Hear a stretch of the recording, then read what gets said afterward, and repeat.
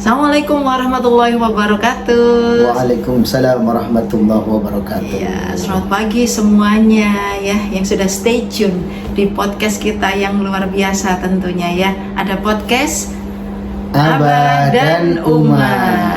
Luar biasa ya tentunya. Kembali lagi bersama saya hostnya yang luar biasa, Ida Fitria Suhandi, yang selalu menemani pemirsa semuanya atau sahabat semuanya di podcast Abah dan Uma ya. Nah, kali ini kita membahas tentang temanya luar biasa ya. Temanya adalah trauma dalam perspektif Islam. Masya Allah, luar biasa ya traumanya. Dalam perspektif Islam ini nanti akan semua dibahas, dikupas tuntas dalam podcast kita yang luar biasa ini. Tentunya ada narasumber yang luar biasa juga yang sudah viral. Masya Allah ya. IG-nya luar biasa ini IG-nya. Kita sapa dulu ya. Assalamualaikum Abah. Waalaikumsalam warahmatullahi wabarakatuh. Tadi agak buru-buru Umayyah habis dari lembaga, sampai nggak pakai cincin, sampai nggak pakai jam tangan, masya Allah ya. Tadi datang langsung cuci muka, menyapa sahabat semuanya. Biar kelihatan glowing akibat wudhu Uma. Luar biasa. Akibat wudhu ya, jadi glowing ada. Jangan lupa ya seperti itu ya. Buru-buru karena ini apa namanya cepet-cepetan. Jamnya tadi mepet Umayyah. Nanti kita juga ada agenda lagi, jadi nggak apa-apa, kita berikhtiar karena memang kalau kita stay di tempat, tidak ada cuan yang masuk. Iya betul, jadi kita tidak ada manfaat yang masuk. Betul, setiap hari itu kita pepet-pepetan, memang jadwalnya pepet-pepetan, asik. Tapi nggak apa-apa ya, semuanya kita jalani dengan alhamdulillah ikhlas gitu ya. Semoga bermanfaat. Semoga bermanfaat. Semoga menginspirasi juga. Amin, amin, gitu amin. Ya. Bagaimana kabarnya hari ini? Alhamdulillah Uma bi khair, alhamdulillah sehat seperti yang Uma rasakan, Uma lihat selalu segar kan kita berdua. Iya, tiap pagi sudah kita olahraga setiap pagi. Waduh. 4.000 langkah minimal sehari. Sahabat ya, sebagai bentuk ikhtiar kita. Untuk sehat. Untuk gitu sehat. Ya. Betul jadi, ya. Sahabat semuanya boleh itu ukur di device-nya juga sendiri-sendiri ya, setiap pagi. Betul. Berapa sih saya jalannya, berapa saya geraknya hari ini gitu. Ada pokoknya kurang lebih 3 kilo lah Uma ya. 3 kilometer itu sudah hampir mencapai 4.000 langkah. 4.000 langkah. Gitu apa ya. Apa gimana persiapan untuk hajinya besok ini? Insya Allah tanggal 30. Alhamdulillah ini hari Sabtu besok Abah sudah mulai Zoom ya bersama jamaah-jamaah. Kita fokus kepada keberangkatan. Dan jangan lupa kita sapa juga ya yang ada di line TikTok kita. TikTok kita juga. Sahabat semuanya luar biasa yang sudah stay tune gitu ya. Nanti mau tanya via DM juga boleh yang di TikTok, oke? Bisa. Nah, gitu ya. Nah, hari ini temanya itu luar biasa. Trauma dalam perspektif Islam gitu. Nah, kita tanya dulu ya ke narasumber kita, ke Abah dulu ya.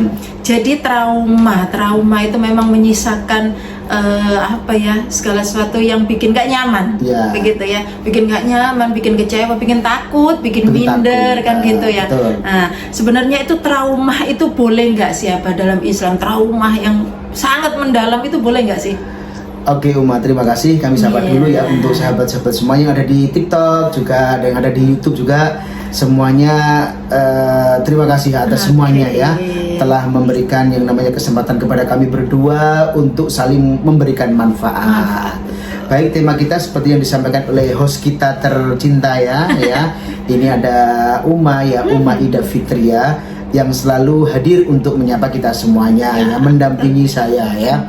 Jadi perlu kita garis bawahi bahwa yang namanya trauma itu apakah dibenarkan dalam agama ya, sebetulnya nggak dibenarkan Uma, cuman kita melihat dari sisi pandang, sisi pola pikir dari berbagai macam yang namanya kejadian-kejadian trauma itu kan definisinya adalah kita merasa takut dengan kejadian yang pernah kita alami, ya, pernah kita alami. Nah, seseorang yang melakukan ataupun takut terhadap yang namanya sesuatu yang pernah dialami, itu menimbulkan rasa kecewa, rasa sakit hati.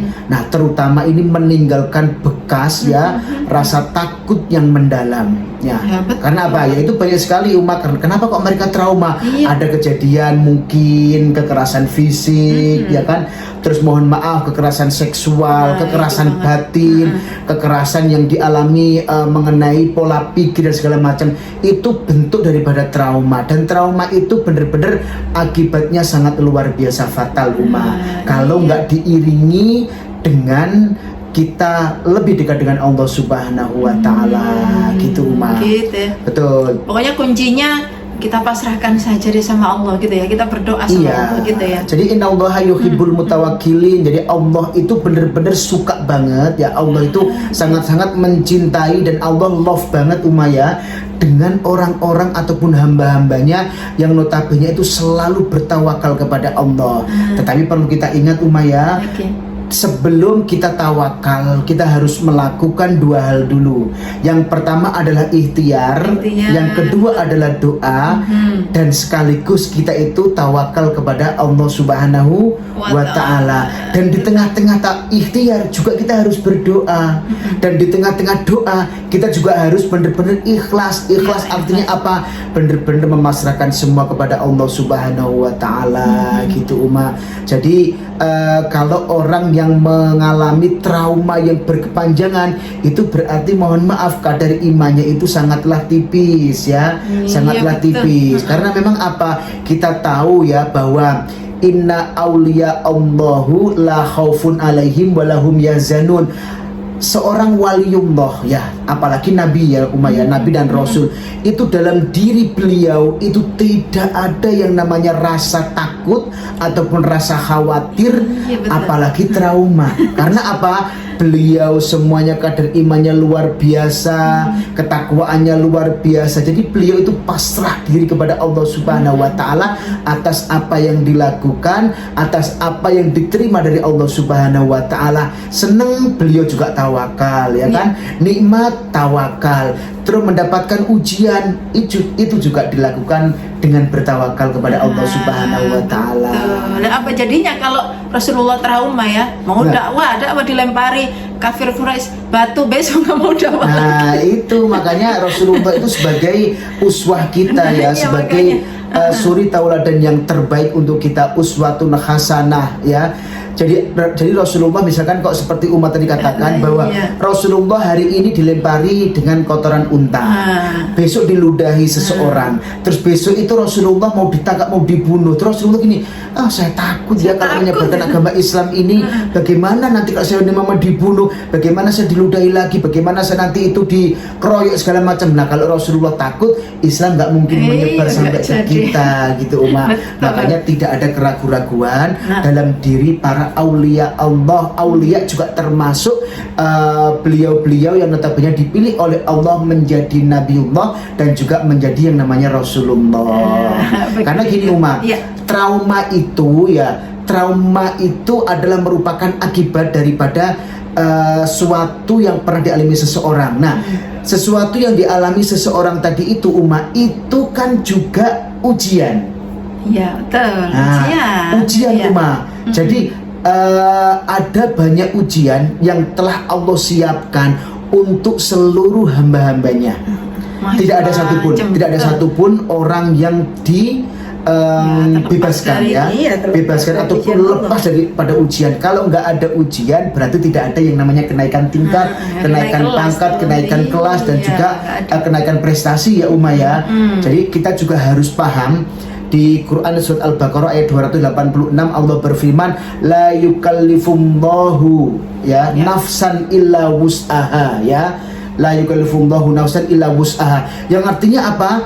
Allah itu Umayyah tidak akan pernah la yukallifullahu nafsan, tidak akan pernah membebani seseorang yang melebihi kemampuan orang itu menerima beban ataupun menerima ujian daripada Allah Subhanahu wa taala. Itu yang berbicara adalah Allah Subhanahu wa taala, yang berstatement adalah Allah Subhanahu wa taala.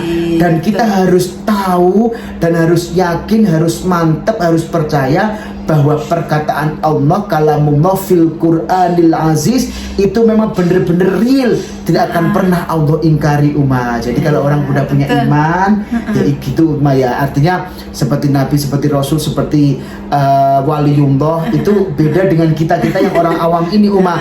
Mau melakukan segala sesuatu kebaikan takut nanti dibenci orang gitu ya, mau menegur orang untuk tidak melaksanakan yang namanya kebajikan misalkan ini umat ya. Kita tahu ada panggilan Allah ya, panggilan Allah salah satunya adalah azan yang sering sekali kita dengarkan. Sudah azan umat, azan maghrib nih umat ya. Mohon maaf ya, barangkali ini menyinggung perasaan daripada sahabat semuanya, tapi demi Allah kami tidak bermaksud untuk menyinggung siapapun ya, tapi kami watawasau bil haq ya. Artinya apa? Panggilan azan sudah terdengar di telinga kita.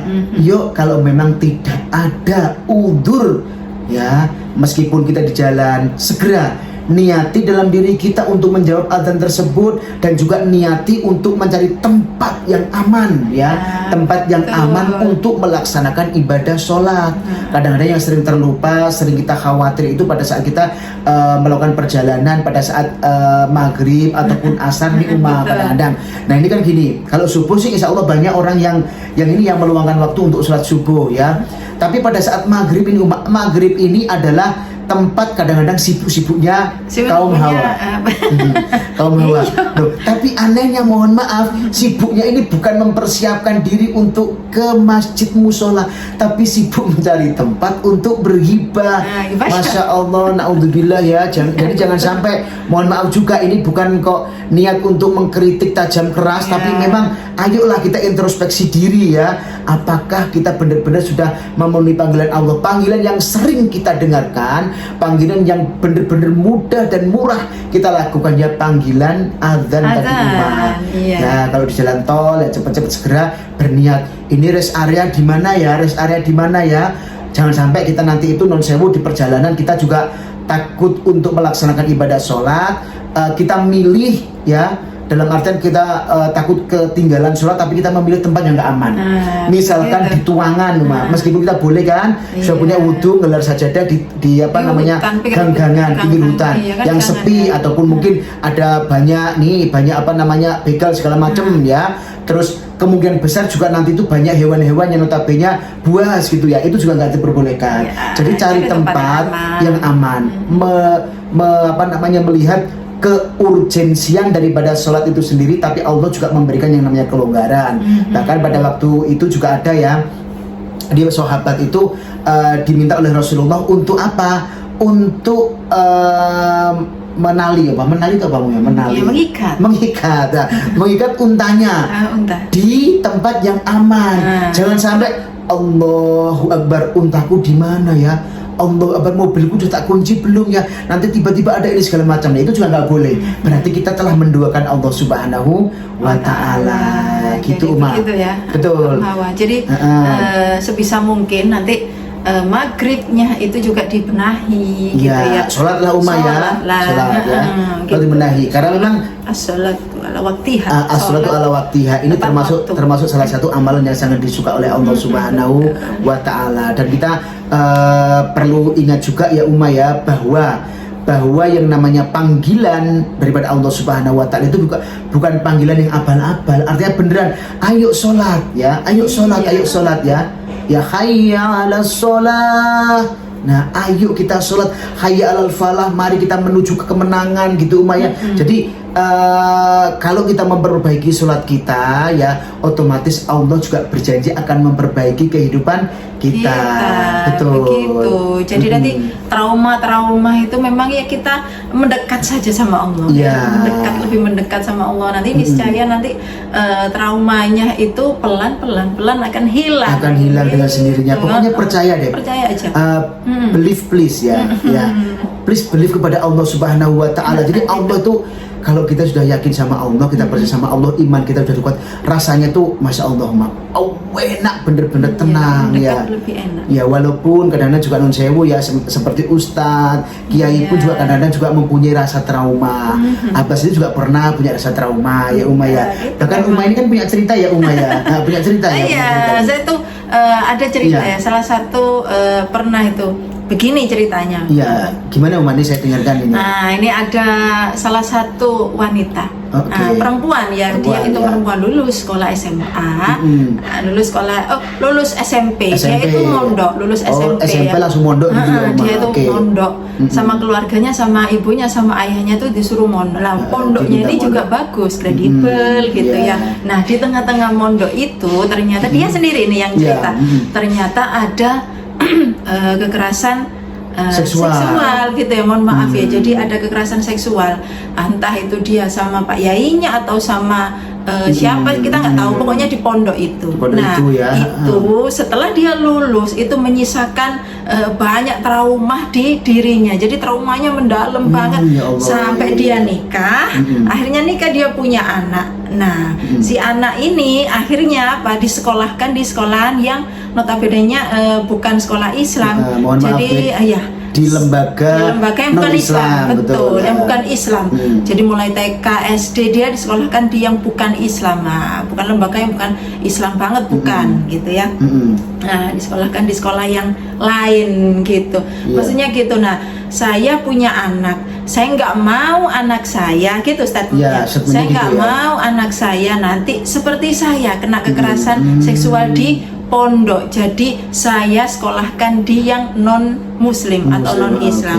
Untuk masalah agama, masalah ngaji apa, dia sendiri yang memanage atau dia sendiri yang mengajari anaknya. Karena merasa mampu ya Uma ya. Merasa mampu sama suaminya gitu. Karena dia juga lulusan pondok yang kredibel. Nah, gitu itu kira-kira apakah langkahnya itu benar atau kayak gimana sih Abah ya?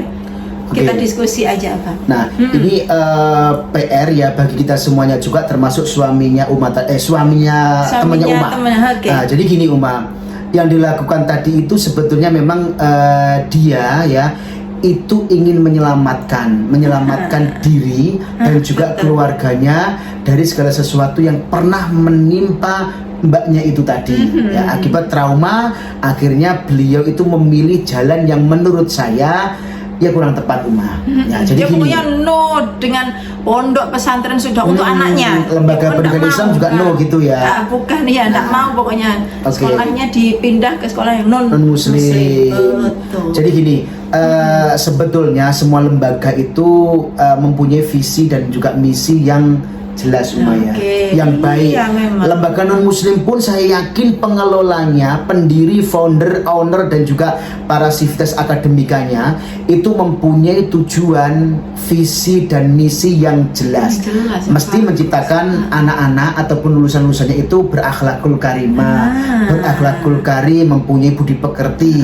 Gimana caranya? Kan misi itu kan kendaraan ataupun langkah ataupun cara untuk mencapai sebuah visi tadi itu Maya. Nah, jadi saya tekankan bahwa yang namanya lembaga itu mesti mempunyai visi dan misi yang bagus ya.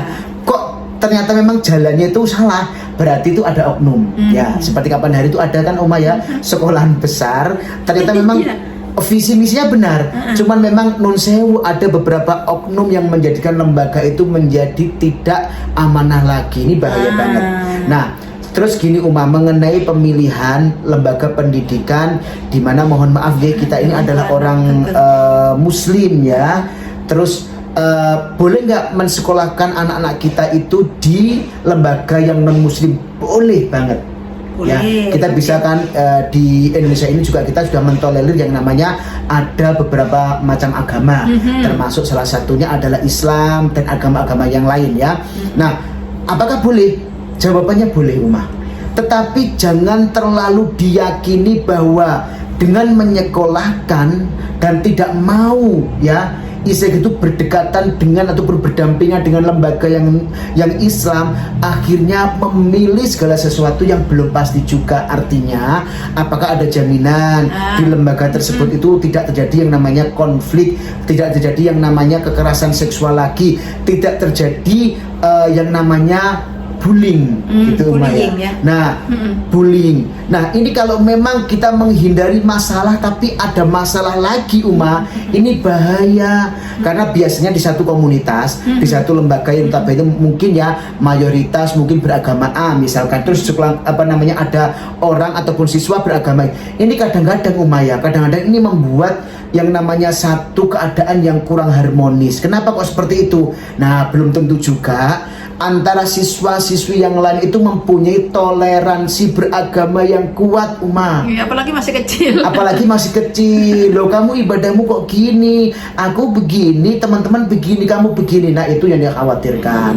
Tapi apakah boleh, saya tekankan sekali lagi, silahkan memilih lembaga yang bagus. Tetapi perlu diingat juga, semua lembaga itu mempunyai visi dan misi yang insya Allah semuanya baik, ya. Betul. Nah, tinggal kita sebagai orang tua harus mengontrol ataupun mengontrol dengan baik, apakah lembaga pendidikan anak saya ini bagus, sudah sesuai dengan yang standarkan oleh pemerintah, kurikulumnya jelas, kitab-kitabnya sudah bersanad, dan juga guru-gurunya itu juga benar-benar profesional dan sebagaimana mestinya. Serta kita lihat pendiri, founder dan segala macamnya, apakah mereka itu adalah orang-orang yang mempunyai kredibilitas bagus, yang notabene soleh dan segala macam. Itu harus dilihat. Jadi berarti kalau kita memang nggak meyakini segala sesuatu itu mesti ada yang baik, ya. Ada yang baik, di antara yang tidak baik mesti ada yang baik. Di antaranya nih semua. Jadi kita nggak boleh ya, lembaga pendidikan Islam semuanya itu masya Allah, naudzubillah ya, mesti ada gini segala macam. Jangan, itu akhirnya namanya menggebiah uyah, disamaratakan, itu nggak boleh. Nah, ada lembaga yang tapi nggak kurang bagus karena oknumnya ya tetapi ada, kita yakini juga bahwa ada lembaga yang bagus. Nah, kalau semacam itu berarti teman umat tadi itu mohon maaf kurang adanya kita melakukan introspeksi diri dan kurangnya keimanan kita kepada Allah Subhanahu wa Ta'ala, sehingga kita menjadikan semua yang berkaitan dengan dunia religius Islam terutama ini menjadi tidak kondusif dan tidak baik untuk anak saya. Itu tidak boleh, berarti traumanya itu mengalahkan kepercayaannya kepada Allah Subhanahu wa Ta'ala. Tetapi apakah boleh itu hak prerogatif seseorang tetapi masukan dari kami, kalau memang nun sewu ada sahabat-sahabat yang mengalami traumatisme seperti itu, jadikan trauma itu sebagai yang namanya pelajaran untuk kita, ya kan untuk itu kita melihat bahwa itu ujian daripada Allah, dan Allah akan memberikan kekuatan bagi kita, dan Allah juga akan memberikan yang namanya solusi untuk kita. Jadi jangan menjauh dari Allah. Ya, betul. Jangan menjauh dari Allah, bahkan kita itu mendekat kepada Allah Subhanahu wa Ta'ala. Kita harus positif thinking begini. Ini semua Allah yang ngatur. Ini semua Allah. Kehidupan saya sudah baik, saya sudah ngaji, sudah mondok, sudah nggak iri tinggi segala macam ya. Tapi saya kok menerima bullying ya, saya kok menerima yang namanya perundungan ya, saya kok menerima yang namanya kekerasan seksual, saya kok menjadi bahan pembicaraan ya. Apa salah saya? Gak usah yang namanya takut atau menutup diri jadi orang introvert. Tetapi kita boleh curhat kepada suami, ya kan? Kepada guru-guru kita, kepada keluarga kita, kepada sahabat-sahabat yang kita yakini tidak membuat segala sesuatunya menjadi runyam. Iya, memang seperti itu ya. Warning juga untuk para oknum juga, jangan seperti itulah ya. Pokoknya kita itu sudah diamanahi, diamanahi pondok. Saya itu kepingin loh punya pondok besar, punya pondok yang kredibel, punya pondok yang bagus, yang sudah diamanahi Allah, pondok yang bagus. Ojo balelo, pondok yang masya Allah itu juga diamanah, dikelola yang baik. Kita juga wajib Iya. memajukan, Betul. kan gitu ya. Itu amanah Perbaiki umat. Jadi makanya, amanah itu titipan ya. Titipan. Kalau orang sudah Betul. dititipi, yo dirawat dengan baik. Gitu nanti ada pertanggungjawaban sama Allah kan gitu ya. Masa lupa ada sebuah dalil ya. Fama ya'mal mithqala dzarratin khairan yarah umaya wa may ya'mal mithqala dzarratin syarran yarah. Jadi Allah itu khair dibalas dengan khair. Kalau sar juga akan dibalas dengan sar ya.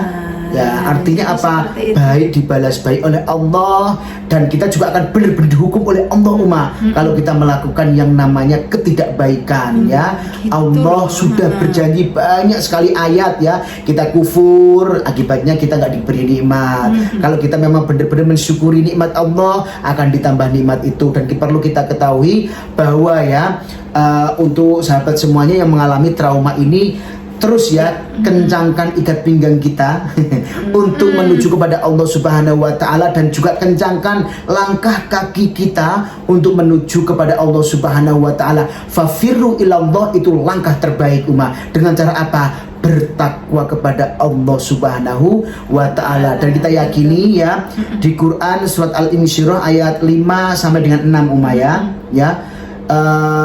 Apa ya? Saya juga jadi agak sedikit lupa nih. Ya, Al-Insyirah ayat 5-6 ya. Yang awalnya alam nasrah laka sadrak wa wada'na anka wisrkal ladzi anqadha dhahrak wa rafa'na laka dzikrak. Nah, ini fa inna ma'al usri yusron, inna ma'al usri yusra. Jadi maka ya fa inna ma'al di tengah-tengah bersamaan dengan kesulitan itu ada yang namanya yusra. Fa inna ma'al usri yusra, inna ma'al usri yusra. Diteruskan lagi oleh Allah, ditekankan lagi sama Allah, inna ma'al usri yusra. Pokoknya kita tahu bahwa ya, beriringan atau bisa setelahnya ya, dari kesulitan itu akan diberikan oleh Allah kemudahan. Jadi kita kalau sudah mendapatkan kesulitan, jangan menghujat Allah ya. Jadi jangan menghujat Allah. Allah itu ya apa sih gak seneng sama gua gitu ya. Allah itu gak suka sama saya. Allah itu gak sakno sih ya Allah ya apa Allah gak sakno kadang gitu. Kita menggerutu. Nah, daripada menggerutu, kita perbaiki doa kita ya. Kita perbaiki doa kita dengan cara apa? Tidak mendikte Allah, tidak mengintervensi Allah. Kita memohon, kita menghamba kepada Allah, ya Allah, saya butuh ini ya Allah. Dari mana kalau misalkan Engkau tidak membantu aku ya Allah, tolong ya Allah segera berikan kepadaku ya Allah, tolong ya Allah. Dan kita tolong ya Umaya, bahasanya minta tolong kepada Allah. Kita minta tolong kepada mungkin ya, kepada Pak RT, kepada Pak RW atau Pak Lurah dan sebagainya. Lurah, ini loh, jalur ini. Nah, itu belum tentu juga Pak Lurah, minta tolong Pak Lurah ya, saya kebetulan butuh ini, minta tolong. Bahasanya yang merendah. Itu merendah, bukan merendahkan diri umat, tapi itu adalah attitude kita ya kepada Allah Subhanahu wa Ta'ala. Kita minta kepada Allah. Jadi yang menerima trauma ataupun yang mengalami traumatisme dalam kehidupan, baik dari segi apapun ya, ditipu orang, dihujat orang, kekerasan seksual, pokoknya diapa-apain orang lah yang mungkin kita mengalami trauma. Jadi jadikan trauma itu sebagai sarana untuk bertakwa kepada Allah Subhanahu wa Ta'ala. Dan kita tahu bahwa la yukallifullahu nafsan illa wus'aha, tidak akan pernah melebihi ya kemampuan kita untuk menerima ujian tersebut. Itu adalah janji Allah. Allah, begitu ya. Jadi menyikapi trauma itu memang kita harus lebih mendekatkan diri sama kepada Allah Subhanahu wa Ta'ala. Gitu. Solusinya itu, dan bagi keluarga juga dampingi ya keluarga kita yang pernah mengalami traumatisme. Jangan ditinggal lari, jangan dianggap masalah itu gak serius. Oh, pusing, gak usah dipikir lah. Gak begitu caranya. Jadi dampingi. Oh iya, ini gini. Kadang-kadang mohon maaf ya. Namanya aja ada sebuah dalil ya, ar-rijalu qawwamuna 'alan nisa. Jadi laki-laki itu adalah pemimpin ya. Qawwamuna itu kan artinya apa Umayyah? Lebih kuat gitu Umayyah daripada seorang wanita. Wanita kadang-kadang memang mohon maaf, wanita itu luar biasa loh ya, kuatnya luar biasa, berhasil ya melahirkan dan segala macam gitu ya. Tapi kita perlu tahu juga wanita ini juga diciptakan oleh Allah sebagai makhluk yang notabene lemah daripada laki-laki. Iya, lemah, betul. Nah, itu perlu masukan daripada suami, daripada temannya Uma tadi itu dikasih masukan. Jadi khawatirnya Uma, kita kok nggak mengenalkan anak-anak kita kepada lembaga-lembaga yang notabene adalah Islami. Ya ini mungkin ini Uma menjadi polemik juga ya. Bagus lembaga non muslim pun juga banyak yang bagus, cuman takutnya itu loh Uma, apakah menjamin tidak ada bullying, tidak ada perundungan dan segala macam. Khawatirnya nanti anak-anak kita di kotak gitu loh Uma ya. Gitu biasanya. Gitu. Makanya itu ya kita pilih memang yang kredibel, kita kontrol setiap hari, kita observasi setiap hari ya, gitu. Betul. Nah, gimana caranya nanti anak bisa curhatnya ke kita, cerita apa adanya jadi ke teman, kita, ya. jadi teman yang baik dan sahabat yang orang baik. tua kan gitu ya. Kadang-kadang juga bisa menjadi teman yang baik. Oke, bisa ada menjadi orang kalanya, tua, betul. bisa menjadi sahabatnya, Ya. begitu sama Oke. anak.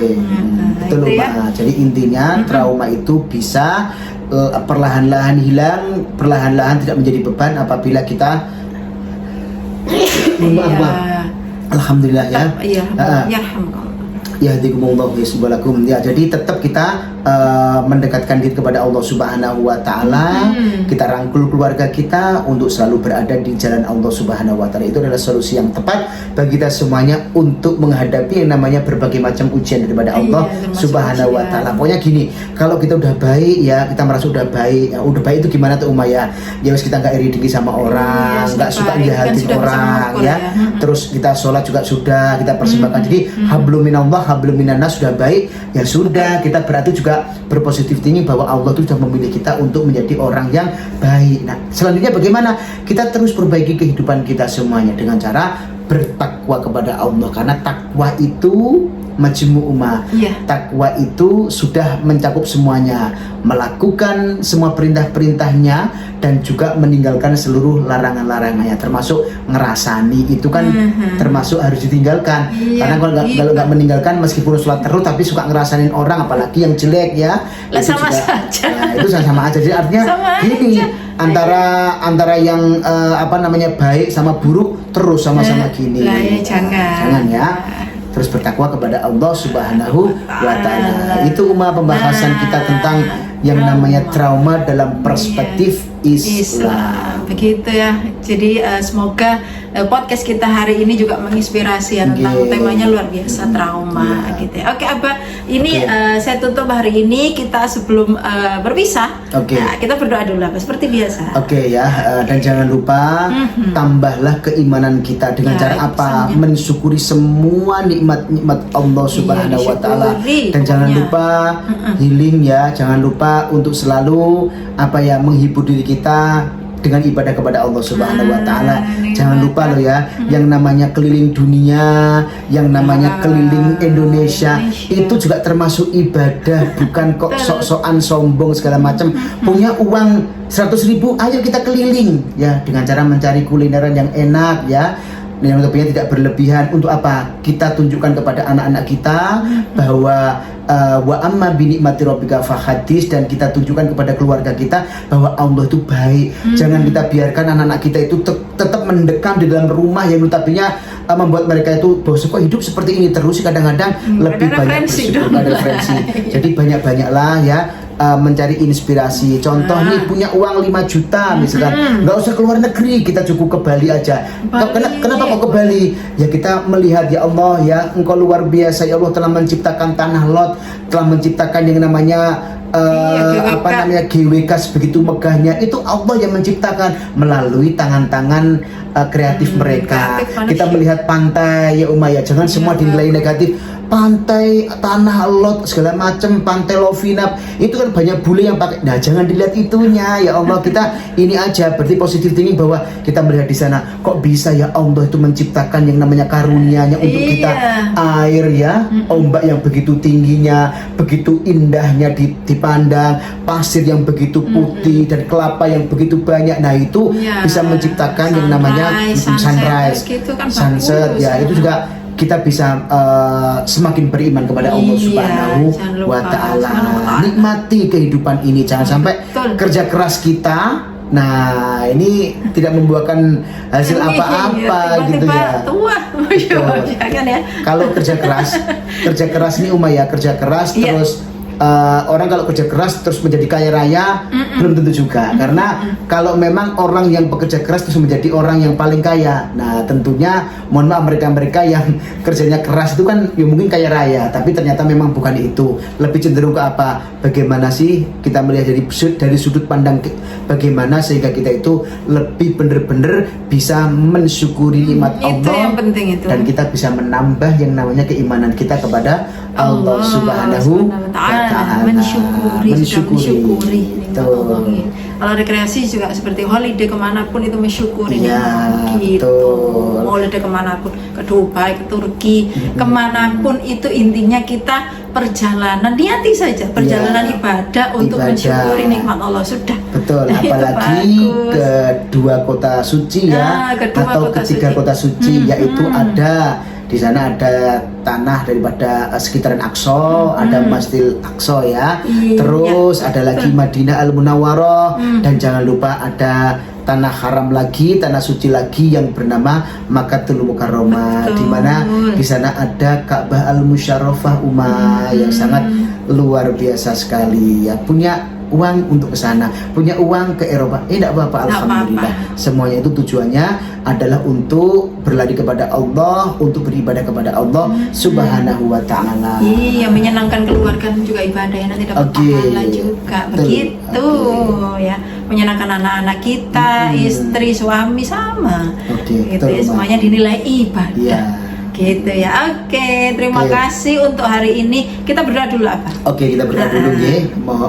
Mari sahabat kita semuanya, kita berdoa dulu, semoga kajian kita kali ini apa yang saya sampaikan bersama Uma di podcast sederhana Abah dan Uma ini senantiasa mendapatkan bimbingan daripada Allah Subhanahu wa Ta'ala, bermanfaat untuk kami berdua sekeluarga dan juga seluruh viewer, follower yang senantiasa dengan ikhlas mendukung dakwah kami dengan cara like, share dan juga subscribe ya, serta di follow semuanya ya. Oke, terima kasih, kita berdoa dulu ya. Allahumma sholli wa sallim wa barik ala sayyidina Muhammad wa ala alihi washabbihi wasallam. Alhamdulillahirabbil alamin. Allahumma ij'alna wa ij'al auladana wa ij'al zawjatana wa ij'al ahlana wa ij'al talamidana wa ij'al ashabana ya Allah, sahabat Safrizal semuanya ya Allah, min ahli ilmi wa min ahli khair wa ahli tuqah wa ahli rizki wa ahli sikha wa ahli sabri wa ahli sunnah wal jamaah. Rabbana atina fid dunya hasanah wa fil akhirati hasanah wa qina adzabannar. Wa sallallahu ala sayyidina Muhammad walhamdulillahirabbil alamin. Terima kasih Uma ya. Terima kasih semuanya yang sudah nonton podcast kita juga ya, yang sudah setia, stay tune setiap waktu untuk nontonin kita di YouTube juga atau di live TikTok juga, begitu ya. Sekian untuk hari ini, terima kasih untuk Abah juga narasumber yang luar biasa. Terima kasih juga Uma. Iya, besok insya Allah nanti kita terbit lagi podcast kita yang luar biasa dengan tema yang luar biasa juga ya. Saya akhiri, saya Ida Fitria Suwandi sebagai hostnya kita kali ini ya. Kita salam dulu. Assalamualaikum warahmatullahi wabarakatuh. Waalaikumsalam warahmatullahi wabarakatuh.